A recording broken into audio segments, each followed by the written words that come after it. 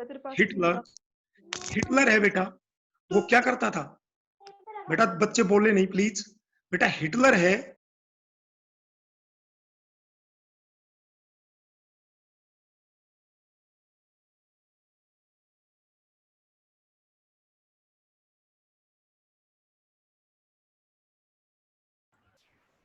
Pramod sir आपकी आवाज नहीं आ रही है। Nazism was a group of well known ideas, ये आइडियाज जिसमें हिटलर और उसके फॉलोअर्स भी यूज करते थे, ये वो आइडियाज थे जिसके अकॉर्डिंग हिटलर और उसके फॉलोअर्स पूरे वर्ल्ड को देखते थे। क्या थे आइडियाज? हिटलर, जैसे ज्यू एक पर्टिकुलर रिलीजन है, ज्यू धर्म के लोगों को हिटलर बहुत नफरत करता। हिटलर बिलीव करता था survival of the fittest, Hitler believe करता था रेशियल साइंस। जैसे तुम साइंस में पढ़ते हो कि रिक्वायर्ड प्लांट्स को हम रेख लेते हैं और अनरिक्वायर्ड प्लांट्स अर्थात वीड्स को जब हम निकाल देते हैं अपनी उसमें से सिस्टम से निकाल देते हैं, तो आपने देखा होगा ये उनको रखना चाहते थे। तो हिटलर केवल नॉर्डिक जर्मन आर्यन कौन थे? एक फिजिकल अपीयरेंस होती थी, जिसको चैप्टर के एंड की तरफ आप पढ़ोगे उसमें पूछ रहा, वो कौन से फैक्टर्स थे जो हिटलर को आगे बढ़ने में मदद किया? तो देखिए स्टार्ट करते हैं।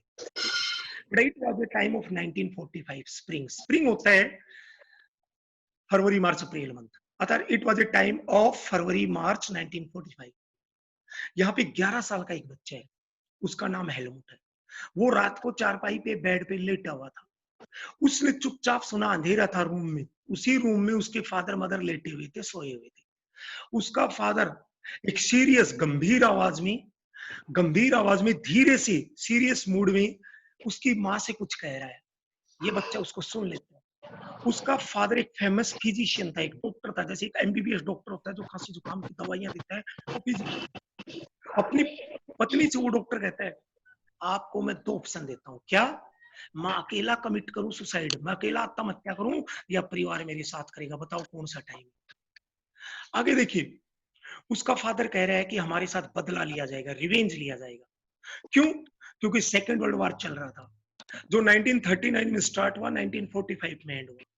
इसमें 2 ग्रुप थे, एक था अलाइज और एक था बेटा एक्सिस पावर्स। अलाइज में कौन थे?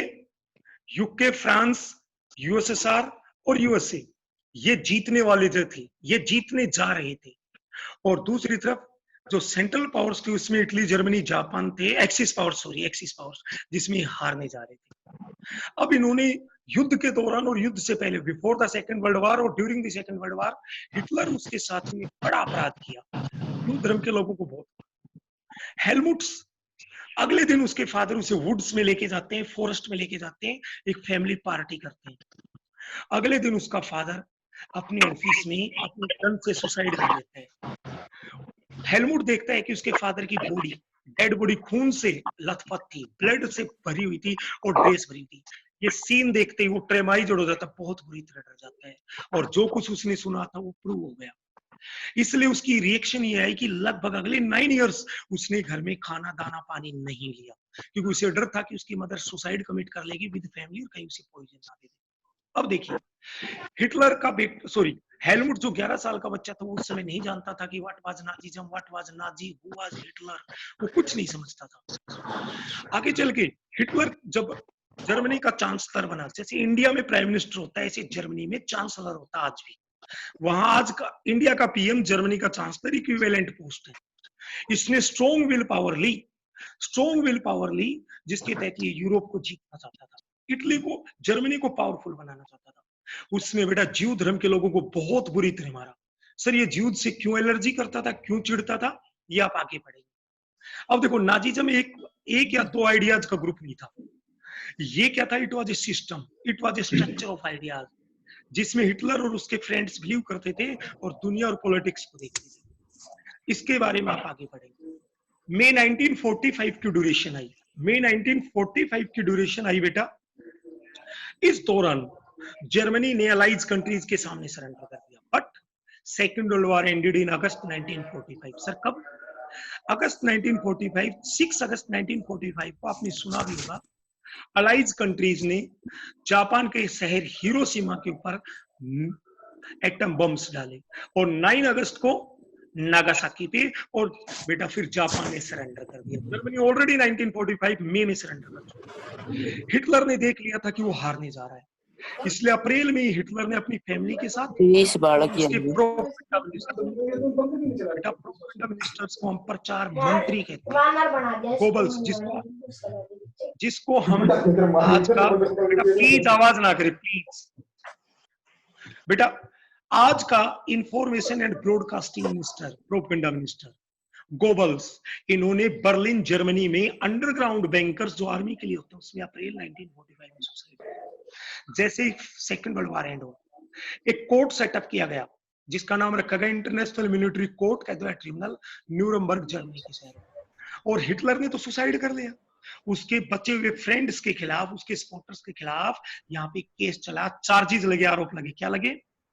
Crime against peace, crime for war, crime against humanity, इनके ऊपर इस बाबत केस चला, आपने देखा होगा। और हिटलर ने जो जो सेकंड वर्ल्ड वॉर के दौरान जो जो बातें की उसकी पूरी दुनिया ने बड़ा क्रिटिसाइज किया, कंडेनेशन होता है, क्रिटिसाइज किया।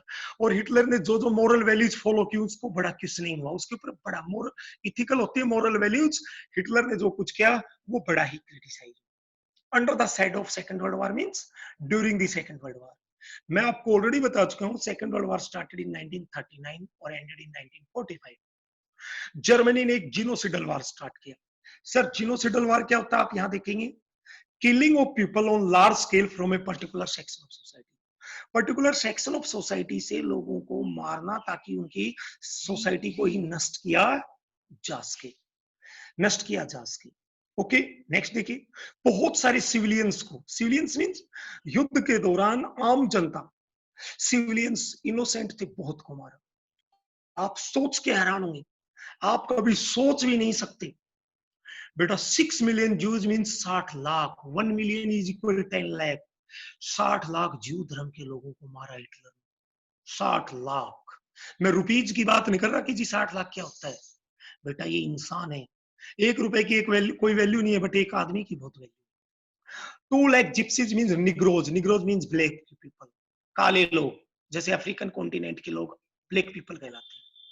1 million police, 1 million means 10 lakh Poland के लोग, क्योंकि सेकंड वर्ल्ड वॉर की शुरुआत ही यहीं से हुई थी। पोलैंड के ऊपर सितंबर 1939 में जर्मनी ने, हिटलर ने अटैक कर दिया था, यहीं से सेकंड वर्ल्ड वॉर की शुरुआत हुई है, जो आप आगे बढ़ेंगे। 70,000 जर्मनी के वो लोग मारे गए जो बेटा मेंटली और बेटा फिजिकली, जो मेंटली और फिजिकली वीक थी, मेंटली और फिजिकली डिसेबल थी। और इनन्यूमरेबल मींस काउंटलेस, बिना गिनती की बहुत सारे पॉलिटिकल अपोनेंट्स मारे गए।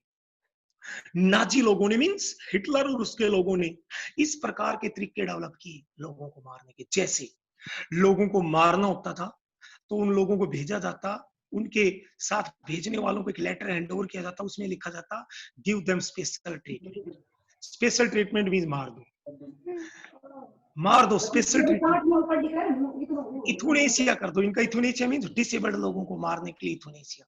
और बेटा उनको गैस चैम्बर्स में बंद कर देते थे। गैस चैम्बर्स क्या होते थे, आजकल के आपके घर के बाथरूम की तरह, इसमें नहाने का जैसे शोर लगा होता है ऐसे शोर्स लगे होते थे, बट बेटा उसमें पानी नहीं आता था, वाटर नहीं आता था, पॉइजनस गैस आती थी कम मतलब। उनको गैस सेंटर, जैसे ओस्टविज वहां का एक शहर था, इसमें लंबे लंबे गैस चैम्बर्स बना रखे थे बाथरूम टाइप। न्यूरमबर्ग जो ट्रिब्यूनल था, इसने केवल 11 लोगों को इसके कारण सजा दी। किसके? हिटलर के लोगों को। बेटा जितना क्राइम किया था उसके कंपैरिजन में ये 11 लोग बहुत कम थे। अब आप देखोगे जो बदला हुआ, आपने देखा होगा, ये जो बदला लिया गया, उनको सजा दी गई, ये जो इन्होंने क्राइम किया था इसके। बट जैसे ही सेकंड वर्ल्ड वॉर एंड हुआ, अलाइज कंट्रीज जर्मनी के साथ उतना हार्ड नहीं होना चाहते थे जितना वो फर्स्ट वर्ल्ड वॉर की डिफीट के बाद में थे। बेटा फर्स्ट वर्ल्ड वॉर में भी जर्मनी सेंट्रल पावर्स में था, जर्मनी की हार हुई। फर्स्ट वर्ल्ड वॉर के बाद में जीतने वाले कंट्रीज ने, अलाइड कंट्रीज ने बेटा जर्मनी ने बहुत ही खतरनाक, बहुत ही बेइज्जत करने वाली, बहुत ही ह्यूमिलिएटिंग, बहुत ही हार्श, बहुत ही कठोर ट्रीटी लागू की थी, जिसका नाम था ट्रीटी ऑफ वर्साई, जिसके बारे में आप 5 मिनट्स बाद में पढ़ेंगे। बेटा everyone came to feel that, हर कोई अब मानने लगा कि फर्स्ट वर्ल्ड वॉर की जो ट्रीटी बाद में जो ट्रीटी ऑफ वर्साई हुई थी, वो कहीं ना कहीं पार्सली होता है, लिटिल बिट, थोड़ा बहुत हिटलर के जन्म का था। जन्म का मीन्स हिटलर के पावर में आने का मेन कारण था। आइए क्या था बेटा, बातें हैं बर्थ ऑफ वेमर रिपब्लिक। आप यहाँ पढ़ेंगे वेमर रिपब्लिक क्या था। तो वार में जर्मनी की डिफीट हुई। जर्मनी में जो राजा था, किंग था, उसे हटा दिया गया, राजा को हटा दिया गया, और वहां पे वेमर नामक सिटी में एक सेटअप की डेमोक्रेटिक, जिसके लिए संविधान था, जो कि फेडरल स्ट्रक्चर पे डिपेंड थी। बेटा फेडरल स्ट्रक्चर क्या होता है बेटा, जैसे इंडिया में फेडरल स्ट्रक्चर, बेटा प्लीज जो बच्चे आवाज कर रहे हैं प्लीज वो आवाज ना करें बेटा, नहीं तो मैं उसको यहाँ से रिमूव कर दूंगा। मेरे पास यहाँ पे सिस्टम है रिमूव करने का, मैं उस बच्चे को आइडेंटिफाई करके बेटा रिमूव कर दूंगा। देखिए birth of Weimar Republic, Weimar नामक जर्मनी के पर्टिकुलर प्लेस पे जर्मनी को रिपब्लिक घोषित किया। रिपब्लिक क्या होता है, देश की सबसे बड़ी पॉलिटिकल पोस्ट है, उसको डायरेक्टली इनडायरेक्टली पब्लिक, जनता इलेक्ट करती है, न कि वो किसी डेंसिटी से आता है। अब देखिए Germany before the first world war, Germany एक पावरफुल एम्पायर था। फर्स्ट वर्ल्ड वॉर बेटा 1914 में स्टार्ट हुआ, 1918 में हुआ, ये यूरोप में लड़ा गया, बट बेटा अदर कॉन्टिनेंट्स पर भी इसके बड़े इफेक्ट पड़े। बेटा ये दो ग्रुप में लड़ा गया, first was the allied powers and another was the central powers, और सेकंड वर्ल्ड वॉर में दो ग्रुप थे, एक अलाइड और एक एक्सिस पावर्स। बेटा जर्मनी के फेवर में ऑस्ट्रिया था, जबकि अलाइज में कौन थे, इंग्लैंड, फ्रांस, रशिया, जिसे बाद में अमेरिका ने भी ज्वाइन किया। कब, 1917 में, आप नीचे देखेंगे 1917 में अमेरिका गया। सभी कंट्रीज ने फर्स्ट वर्ल्ड वॉर को ज्वाइन किया, each and every country join the first world war, her country ने फर्स्ट वर्ल्ड वॉर को ज्वाइन किया, बड़े उत्साह के साथ, बड़े एंथुसियास्टिकली ज्वाइन किया, और हर कंट्री होप कर रहा था, हर कंट्री अपेक्षा कर रहा था कि वो 4-5 महीने में युद्ध खत्म हो जाएगा और हर कोई जीतेगा। किसी भी कंट्री ने, even a single country did not realise कि वार तो 4-5 साल चलेगा। हर कंट्री ने सोचा कि it would ended in 4-5 months, किसी ने नहीं सोचा कि ये 14 से 10 तक चलेगा, 4 से 5 साल चलेगा। बेटा इस युद्ध ने, फर्स्ट वर्ल्ड वॉर ने यूरोप के जितने भी रिसोर्स थे उनको ड्रेन कर दिया, जैसे पानी में नाली में पानी की ड्रेनिंग होती है, पानी बह कर जाता है, लाइकवाइज यूरोप के जो रिसोर्स थे वो due to first world war पानी की तरफ बह गई। युद्ध को each and every country want to win the war, और बर्बाद हो गया। शुरू में जब फर्स्ट वर्ल्ड वॉर शुरू हुआ तो इनिशियल होता फर्स्ट स्टेज में बेटा जर्मनी आगे बढ़ रहा था और फ्रांस और बेल्जियम का काफी पार्ट अपने अंडर में ले लिया, बट जैसे एलाइज के साथ 1917 में अमेरिका ने एंट्री की, जर्मनी की हार तय हो गई और नवंबर 1918 में फर्स्ट वर्ल्ड वॉर एंडेड। अब किसकी डिफीट होगी, जर्मनी की। उस समय जर्मनी इंपीरियल था। सर इंपीरियल क्या होता है, वो कंट्री जो ज्यादा से ज्यादा कंट्रीज को अपने अंडर में लाना चाहता है, जैसे ब्रिटेन इंपीरियल कंट्री था, ब्रिटेन ने आपने देखा होगा इंडिया को गुलाम बनाया, अदर कंट्रीज को। जर्मनी की हार हुई और वहां पे जो किंग था उसको रिमूव कर दिया उसकी पोस्ट से, और जर्मनी की पॉलिटिक्स को दोबारा से तय किया गया। अब जर्मनी की वो पॉलिटिकल पार्टी जो पार्लियामेंट में बिलीव करती है कि भाई पार्लियामेंट होनी चाहिए, उसमें रिप्रेजेंटेटिव्स इलेक्ट होते हैं, जर्मनी की जो पार्लियामेंट थी उसको लिए नेशनल असेंबली बनाई गई वेम्बर में, जैसे पार्लियामेंट बनाई गई। और बेटे डेमोक्रेटिक सिस्टम पे बिलीव थी, यहाँ का एक कॉन्स्टिट्यूशन भी था और फेडरल स्ट्रक्चर। मैंने अभी कहा था सर फेडरल सिस्टम क्या होता है, एक ऐसा सिस्टम बेटा, एक ऐसा सिस्टम जहां पे at least there are 2 levels of government, one the central government for the whole country and another for the different parts of the country. जैसे इंडिया में आपने देखा होगा 3 प्रकार की गवर्नमेंट है, one is the central government for the whole country, another is the state governments for the different states, and third one is the local government, जिसको बेटा विलेजेस में कहते हैं पंचायत और शहरों में कहते हैं म्युनिसिपैलिटी या म्युनिसिपल कॉर्पोरेशन या नगर परिषद। तो आप देखोगे इंडिया में, अब आप कहोगे सर आपने तो 2 कहा, बेटा 2 तो कम से कम होनी चाहिए और उससे ऊपर की सरकार हो तो कोई दिक्कत नहीं है। इंडिया एक फेडरल स्टेट है। डिप्यूटीज होते रिप्रेजेंटेटिव्स, इस पार्लियामेंट के लिए रिप्रेजेंटेटिव चुने गए और जर्मन पार्लियामेंट का नाम रखा गया रिक्सटैग। आप सभी याद रखेंगे, जैसे इंडिया में पार्लियामेंट को पार्लियामेंट, जर्मनी में पार्लियामेंट को रिक्सटैग, अमेरिका में पार्लियामेंट को। पिछले चैप्टर में आपने पढ़ा रशिया में पार्लियामेंट को ड्यूमा, बेटा जापान में पार्लियामेंट, पाकिस्तान, बेटा प्लीज बोलो मत आप, बेटा जर्मनी में रिक्सटैग, बेटा पाकिस्तान में नेशनल असेंबली, बेटा नेपाल में नेशनल पंचायत, तथा डिफरेंट कंट्रीज में parliament known by different name. आपने ये जीके की क्लास में पढ़ा होगा। सभी को इक्वल रिप्रेजेंटेशन मिला। यूनिवर्सल अडल्ट फ्रेंचाइज मींस सभी एडल्ट्स को वोट का अधिकार मिला इंक्लूडिंग। अब जो ये वेमर रिपब्लिक बना, इसको सभी ने बेटा प्रॉपरली वेलकम नहीं किया। सर क्यों? क्योंकि इसको युद्ध खत्म हुआ, युद्ध में हार स्वीकार हुई तो इसी ने साइन की। दूसरा, युद्ध खत्म होने के बाद में जर्मनी पे ट्रीटी ऑफ वर्साई, वर्साई की संधि लागू हुई, शांति समझौता।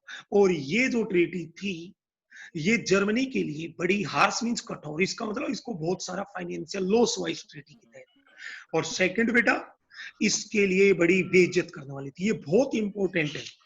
देखिए द ट्रीटी ऑफ वर्साई ये किसने लागू की? अलाइज कंट्रीज ने।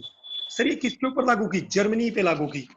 ये बड़ी हार्श मींस कठोर, इसका मतलब बहुत सारा इसको पेमेंट करना पड़ेगा। किसको? जीतने वाले कंट्रीज को। क्यों? कहा कि तेरे कारण युद्ध शुरू हुआ और बड़ी इंसल्टेटिंग थी, परेशान करने वाली थी। अब इस ट्रीटी के तहत जर्मनी की और सी कॉलोनीज मींस वार से पहले, जैसे मैंने कहा था जर्मनी इंपीरियल कंट्री था, इंपीरियल मींस अदर कंट्रीज को अपने कंट्रोल में कर रहा था, कॉलोनी मींस गुलाम बना रहा था।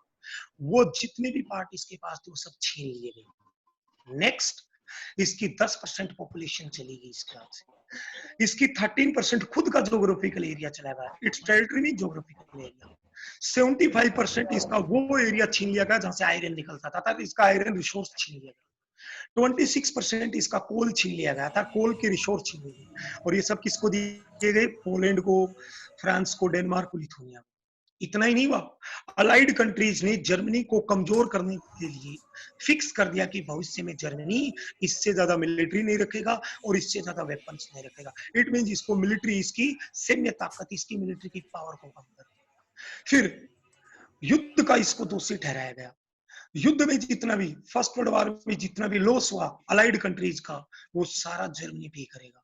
इसको मजबूर किया गया कि तुम कंपनसेशन दोगे, और ये 6 मिलियन पाउंड था। ये किसको देगा? जर्मनी देगा। सर किसको देगा? कौन देगा? जर्मनी। किसको देगा? Allied countries. आगे अलाइड कंट्रीज ने अपनी आर्मी के माध्यम से जर्मनी का एक क्षेत्र था रिहिंदलैंड, जो बड़ा ही रिसोर्सफुल था, वो 1920s में इसे छीन लिया। और इस सब के लिए लोग किसको जिम्मेदार मानते थे? वेमर रिपब्लिक को। इसलिए वेमर रिपब्लिक को लोगों ने बहुत ही मन से स्वागत नहीं किया, वेलकम नहीं किया। अब effects of the war means what were the effects of the first world war. First world war के जर्मनी के ऊपर क्या इफेक्ट्स थे? The war had a devastating impact on the entire continent. कौन सा कॉन्टिनेंट? यूरोप, क्योंकि हम Europe के बारे में पढ़ रहे हैं। यूरोप के ऊपर फर्स्ट वर्ल्ड वॉर की बड़ी बुरे इफेक्ट थे, चाहे ये साइकोलॉजिकली होता है, मानसिक रूप से, और फाइनेंशियली होता है, आर्थिक रूप से, चाहिए इकोनॉमिक वे से हो और चाहिए मेंटली वे से। जैसे आजकल कोविड-19 चल रहा है तो हम साइकोलॉजिकली डिस्टर्ब है, बहुत सारे लोगों की इनकम भी चलेगी, और बीमारी के नाम से आपने देखा होगा लोग डरे हुए, पता नहीं बचेंगे कि नहीं बचेंगे, क्या होगा, कैसे होगा। लोगों का सोर्स ऑफ इनकम भी चला गया बहुत सारे लोगों का, और लोग साइकोलॉजिकली डिस्टर्ब हो रहे हैं। ये फर्स्ट वर्ल्ड वॉर में। फर्स्ट वर्ल्ड वॉर से पहले यूरोप क्रेडिटर था। यूरोपियन कॉन्टिनेंट अदर कॉन्टिनेंट्स को, अदर कंट्रीज को पैसे उधार देता था, मनी उधार देता था। बट यूरोप के डिफरेंट कंट्रीज ने फर्स्ट वर्ल्ड वॉर को लड़ने के लिए, जीतने के लिए अदर कंट्रीज से बहुत पैसा उधार उठाया। तिल खोल के पानी की तरह पैसा बहाया गया, खर्च किया गया। किस लिए खर्च किया गया? ताकि ज्यादा से ज्यादा पैसा खर्च करके युद्ध को जीता जा सके। बट अनफॉर्चुनेटली, दुर्भाग्यवश, इसके लिए किसको जिम्मेदार माना गया? Weimar Republic. इन्फेंट मींस वो वेमर रिपब्लिक जो फर्स्ट वर्ल्ड वॉर के बाद में जन्म लिया ही था, बनाया था। इसको जो पुराना Germany means before first world war से पहले का जो जर्मनी था, उसके पाप, सिंस होते हैं पाप के लिए, इसको जिम्मेदार ठहराया गया, उसके अपराध के लिए इसको जिम्मेदार ठहराया गया, पाप के लिए, और ये पेमेंट करेगा। The Republic carried the burden of war. इसके ऊपर युद्ध का कि आपको इसको युद्ध का दोषी ठहराया गया, देश की नेशनल ह्यूमिलिटेशन के लिए जिम्मेदार ठहराया गया, और बेटा इसके ऊपर इतना फाइनेंशियल बर्डन डाल दिया, ये कंपनसेशन के तौर पे पे करेगा, ये बर्बाद हो गया। अब देखो, देयर वर मेनी पर्सन्स, ये बहुत इंपॉर्टेंट लाइन है बेटा, देयर वर मेनी पर्सन्स जो वेमर रिपब्लिक को अभी सपोर्ट कर रहे थे। वो कौन थे? सोशलिस्ट। बेटा सोशलिस्ट प्रीवियस चैप्टर अब आपने पढ़ा होगा, जो मानते हैं कि property should be in the hands of government. Catholics, बेटा क्रिश्चियन रिलीजन में दो ग्रुप होते हैं, कैथोलिक्स एक प्रोटेस्टेंट्स। कैथोलिक्स चर्च से रिलेटेड काम करते हैं, और डेमोक्रेट्स मींस वो लोग जो डेमोक्रेसी में बिलीव करते हैं। ये तीन ग्रुप थे, सोशलिस्ट, कैथोलिक्स, डेमोक्रेट्स, जिन्होंने वेमर रिपब्लिक को सपोर्ट किया।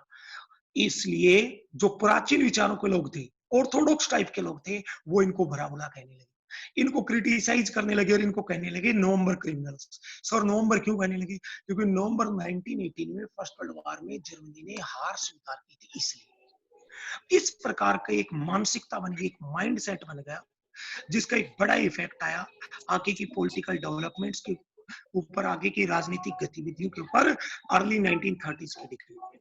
अब आगे देखिए, the first world war left, first world war ने बड़ा प्रभाव डाला, ए डीप इम्प्रिंट डाला on the European society, Europe की सोसाइटी थी और यूरोप की पॉलिटिक्स।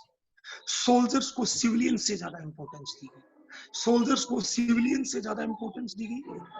क्यों? क्योंकि युद्ध में तो सोल्जर्स ही काम, जितने भी पॉलिटिशियंस थे, जितने भी पब्लिसिस्ट थे, राजनीतिक और प्रचारक थे, इन्होंने क्या कहा कि एक आदमी गुस्से वाला होना चाहिए। आगे कल के इन्होंने लिखा, जैसे आज तो हम कहते हैं भी गुस्सा नहीं करना चाहिए, शांत स्वभाव होना चाहिए, इन्होंने लिखा man should be aggressive by nature, strong होना चाहिए, उसका शारीरिक बनावट स्ट्रॉन्ग हो, एक्सरसाइज करे, तगड़ा रहे, मस्कुलाइन हो। मीडिया में ट्रेंड्स लाइफ होता है। आप देखते हैं सैनिक जब लड़ाई होती है तो बैंकर्स में रहते हैं, बैंकर्स में आप देखते हैं बड़ी तकलीफ होती है, बट बैंकर्स मींस अंडरग्राउंड जो बैंकर्स बने होते हैं, उसको मीडिया ने प्रशंसित किया, महिमा मंडन किया, द ट्रुथ। बट बेटा ट्रुथ बिल्कुल अपोजिट थी। बैंकर्स में जो सोल्जर्स रहते थे उनका लाइफ, बेटा प्लीज बोलो मत, उनका लाइफ बड़ा माइजरेबल था। बेटा जनरली कोई सैनिक युद्ध में मारा जाता था, उसकी बॉडी को रिकवर करने में समय लग जाता था, और बेटा उसके अंतिम संस्कार से पहले बहुत बार उसे चूहे कुतर देते थे। ये सैनिक और सैनिक की सब का बड़ा अपमान था। बेटा जब वो दुश्मन के हाथ लग जाते थे तो उनको बेटा पॉइजनस गैस चैम्बर्स में डाल देते थे, एनिमी उनको बुरी तरह ट्रीट करता था, और जनरली छोटी छोटी बातों पे सैनिकों के डिमोशन होते थे, अर्थात उनके रैंक घटा दिए जाते थे। अखबारों के माध्यम से अग्रेसिव वार प्रोपेगेंडा बढ़ाया गया, युद्ध में अग्रेसिव अर्थात खतरनाक बातों को बढ़ावा दिया गया। National occupied centre stage in the public sphere, और देश के जो सेंट्रल स्टेज मींस देश के पब्लिक एरिया में अर्थात आम जनता के बीच में राष्ट्र सम्मान को महत्व दिया गया।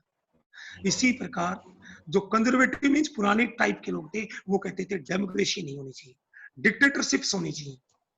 उस समय जो डेमोक्रेसी थी वो एक यंग आइडिया था, बिल्कुल कमजोर आइडिया था। और आप देखोगे इस दौरान, युद्ध के दौरान, इंटरवार युद्ध के दौरान, अर्थात फर्स्ट वर्ल्ड वार और सेकंड वर्ल्ड वार के बीच में जो 20 साल का गैप था, first world war ended in 1918 और second world war started in 1939, so there was gap of nearly 20 years. इस दौरान यूरोप में बड़ी ही पॉलिटिकल मींस राजनीतिक इंस्टेबिलिटीज मींस उथल पुथल रही। बेटी आइए अभी तक आज जो हमने पढ़ा उसको एक बार मैं समराइज करता हूँ। देखिए एक बार फिर समराइज करता हूँ। देखिए नाजीज्म क्या था? नाजीज्म was a group of ideas in which Hitler and his followers believed, जिसके तहत वो राजनीति को देखते थे और दुनिया को देखते थे। और क्या ऐसी घटनाएं घटी, कौन सी ऐसी इंसिडेंट्स थी जिसके कारण हिटलर को आगे बढ़ने का मौका मिला? बड़ा सुनिए, 1945 का टाइम था, फरवरी मार्च का टाइम था, स्प्रिंग का मौसम था। स्प्रिंग मीन्स बसंत का मौसम था। बसंत आप देखते हैं फरवरी मार्च में आता है। एक 11 साल का बच्चा हेलमुट नाम का, उसका फादर एक डॉक्टर था, शाम का समय था, रूम में अंधेरा था, वो बच्चा भी बगल में लेटा हुआ था, उसके पेरेंट्स भी रेस्ट कर रहे थे। उसके फादर ने एक सीरियस टोन में मींस गंभीर लहजे में अपनी वाइफ से कुछ कहा। उसका फादर एक डॉक्टर था। क्या कहा बेटा? कि बताइए, मैं 2 ऑप्शन देता हूं, मैं अकेला आत्महत्या करूं या पूरा परिवार एक साथ करें। क्यों? क्योंकि कह रहा था अब हमारे साथ बदला लिया जाएगा। बदला किस बात का? क्योंकि वो किस ग्रुप में था? एक्सिस ग्रुप में। जर्मनी की तरफ से, इटली की तरफ से, और कहा कि अलाइज कंट्रीज जो फर्स्ट सेकंड वर्ल्ड वॉर में तो जीतने वाले हैं, क्योंकि युद्ध से पहले और युद्ध के दौरान इन्होंने ह्यूमैनिटी के साथ बड़ा क्राइम किया था। इसे अगले दिन उसका फादर अपनी फैमिली को पार्टी मनाने के लिए फॉरेस्ट में लेके गया, वुड्स में लेके गया। यहाँ पे बेटा उन्होंने बड़े प्यार से वो दिन बिताया।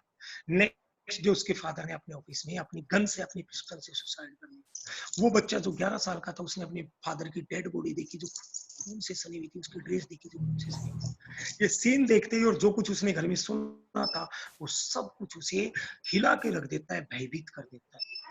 इसलिए अगले 9 इयर्स उसने घर पे कुछ खाया पिया नहीं। आगे चल के हेलमुट ने को कुछ नहीं पता था कि व्हाट वाज नाजिज्म, क्योंकि 11 साल का बच्चा था, कौन हिटलर है, क्या सिस्टम है। बट आपने हिटलर के बारे में सुना होगा, बड़ा तानाशाह हुआ है। हिटलर जब पावर में आया तो जर्मनी को विश्व में सबसे पावरफुल बनाना चाहता था, माइटी कंट्री बनाना चाहता था। उसकी एम्बिशन थी, उसकी विल थी, चीज किया सकती थी, कौन करे होता जीतना कि मैं पूरा यूरोप जीत। उसने बेटा बहुत सारे लोगों को मारा। उसके 52 टाइप्स के दुश्मन थे। वो 52 टाइप्स के लोगों को दुश्मन मानता था। सबसे खतरनाक किसको मानता था? जीव। नाजिज्म एक और दो ग्रुप का आइसोलेटेड मींस एकांत सा एक्ट नहीं था। ये तो एक ऐसा सिस्टम था, ये तो एक ऐसा स्ट्रक्चर था ऑफ आइडियाज, जिसके तहत हिटलर दुनिया को देखता था, पॉलिटिक्स को देखता था। आइए क्या था आगे देखते हैं। मई 1945 में जर्मनी ने फर्स्ट सेकंड वर्ल्ड वॉर के सामने सरेंडर कर दिया। बट युद्ध कब खत्म हुआ? अगस्त 1945 में, जब अलाइड कंट्रीज ने हिरोशिमा नागासाकी पे बम डाले। बट हिटलर ने पहले एंटिसिपेट कर लिया था, अनुमान लगा लिया था वो हारने वाले। इसलिए हिटलर ने अपने प्रोपेगेंडा मिनिस्टर, जिसको आजकल सूचना एवं प्रसारण मंत्री कहते हैं, उसके साथ मिलके बर्लिन के शहर में, जर्मनी का बर्लिन शहर में सामूहिक रूप से अप्रैल 1945 में आत्महत्या कर।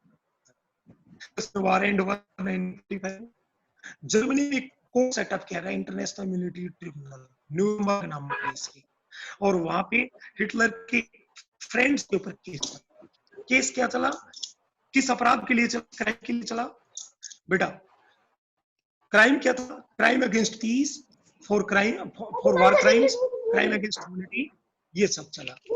उसके बाद में आप देखोगे जो कुछ ये सब क्राइम ह्यूमैनिटी के खिलाफ थे। इसने बड़ी मोरल और इथिकल क्वेश्चंस उठाए कि इंसान इतना गिरा हुआ हो सकता है कि इंसान इंसान को मारे। और बेटा हिटलर की एक्शंस का वर्ल्ड लेवल पे बड़ा क्रिटिसिज्म हुआ, कंडेमनेशन हुआ, क्रिटिसिज्म। आइए क्या क्या था ये बेटा। जब सेकंड वर्ल्ड वॉर चल रहा था, under the shadow of second world war means second world war के शुरू होने से पहले या उस दौरान, जर्मनी ने एक जीनोसिडल वार शुरू किया। Genocidal war means selected people of society को, सोसाइटी के सिलेक्टेड पर्संस को पिकअप किया और उनका सामूहिक मर्डर किया। Innocents people of Europe. Hitler ने, आप सुन के आपके कान खड़े हो जाएंगे, आपके रोंगटे खड़े हो जाएंगे। आप सोचोगे सर ऐसा हो ही नहीं सकता, बट ये सच्चाई है। ज्यू धर्म के 60 लाख लोग, 6 million means 1 million 10 lakh is equal 60 million लोग ज्यू धर्म के। 2 lakh gypsies means European continent के, सॉरी अफ्रीकन कॉन्टिनेंट के।